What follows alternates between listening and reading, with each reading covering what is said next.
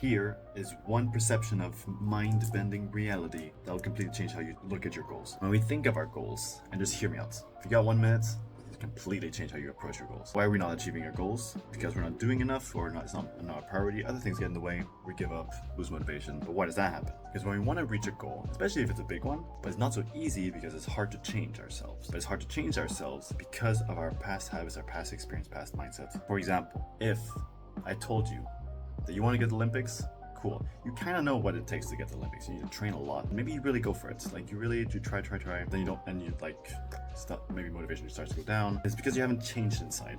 How do I mean? I mean that if I told you that all you need to do is show up at these times every day, you feel like, oh, that's a bit hard. It's only hard because of how you're living right now, right? Because if you didn't have, let's say, the work, other hobbies, occupying those time slots in your mind and your calendar, then it would not be hard. It's only hard because of our current lifestyle and habits that making that change is hard.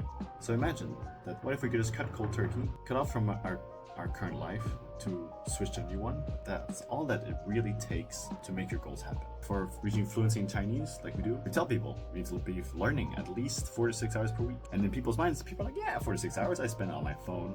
But when they need to show up, it actually gets a bit hard because we have the habit of scrolling on our phone. And that's quite addictive compared to like consciously not using our phone and actually watching a 50-minute video in Chinese, which is super simple in theory. All you need to do is to decide if your goal is going to happen or not.